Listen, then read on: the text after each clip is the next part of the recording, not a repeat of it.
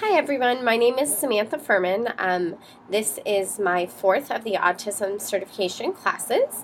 I am coming to you from Laguna Beach, California, um, outside with a gorgeous sunset in case anybody's interested. Let's see, one of the most proud things of or things I felt proud about learning so far was a lot of the technology pieces. I know this sounds kind of silly, being that my generation uses a lot of technology, but due to the students that I work with, do not have opportunities to use technology in the kind of fun, cool ways a lot with my kids. So in the last class, using Powtoon and Prezi, that's been kind of cool, as well as the screencast, and learning new pieces like that have been pretty neat. As far as my involvement with ASD, my students all, this is my sixth year teaching. Let me back up. This is my sixth year teaching.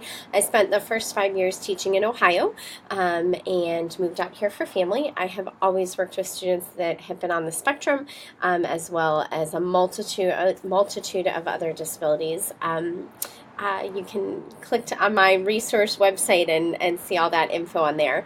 But this year, my students all have emotional disturbances and autism.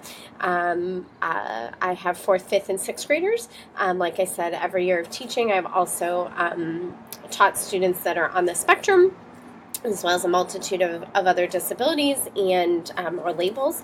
And I worked at a horseback riding therapy facility for individuals with disabilities. So I had a lot of students there that also had autism before I went to college and became a teacher. As far as, sorry, I'm looking at my notes of all the things I need to include. As far as my bucket list, in the next 5 years, I would love to be married with kids. I'm very fortunate that I moved out to California for family, so we're close by, which is really awesome. Love to be done with my master's program and continue to service our kids. I love learning and have a passion for that as well. So everything that I continue to do to further my career is also on my bucket list, as well as traveling. My fun piece would be traveling. So thanks. Bye.